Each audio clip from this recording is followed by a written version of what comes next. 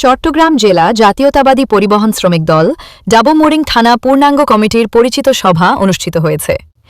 এতে প্রধান অতিথি হিসেবে উপস্থিত ছিলেন জেলা কমিউনিটি সভাপতি হাজী শামসুল আলম ও প্রধান বক্তা হিসেবে উপস্থিত ছিলেন জেলা কমিউনিটির সাধারণ সম্পাদক মোহাম্মদ জানে আলম ও জেলা কমিটির সহ সাধারণ সম্পাদক মোহাম্মদ আনসার আলী এবং উক্ত পরিচিতি সভার সভাপতিত্ব করেন ডাবলমোরিং থানা সভাপতি আনোয়ার হোসেন।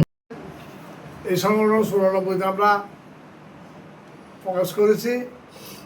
মরহুম আব্দুল্লাহ রহমানের নেতৃত্বে আমরা মিছিলের মিটিংয়ে নেতৃত্ব দিয়েছিল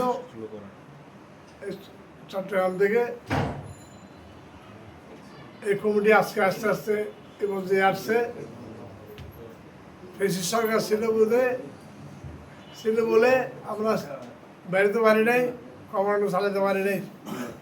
আমার কমিটির কাছে প্রথম অনুরোধ থাকবে,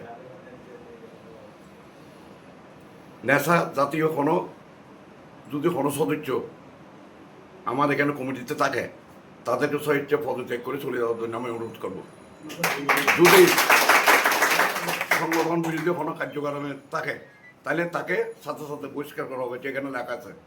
এতে আরও বিশেষ অতিথি হিসেবে উপস্থিত ছিলেন সদরঘাট থানার আহ্বায়ক মোহাম্মদ কামাল, মোহাম্মদ দেলোয়ার হোসেন দেলু, মোহাম্মদ সাইদুর রহমান সাইদ, মোহাম্মদ সালাউদ্দিন, সাধারণ সম্পাদক শামসুল আবেদিন জনি, মোহাম্মদ হেলাল, কোতোয়ালি থানার সভাপতি মাকসুদুর রহমান মাসুদ, মোহাম্মদ ফজলুল করিম, হালিশহর থানা নবনির্বাচিত সভাপতি হাসান রাজা, ডবলমোরিং থানার সাধারণ সম্পাদক মোহাম্মদ দুলাল, মোহাম্মদ আব্দুল কুদ্দুস, সদরঘাট থানার যুগ্ম আহ্বায়ক মোহাম্মদ কালাম।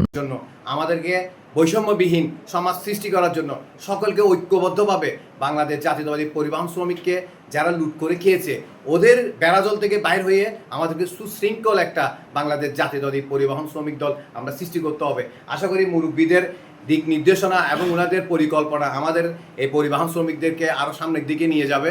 Desk report, CTZ news, Chittagong.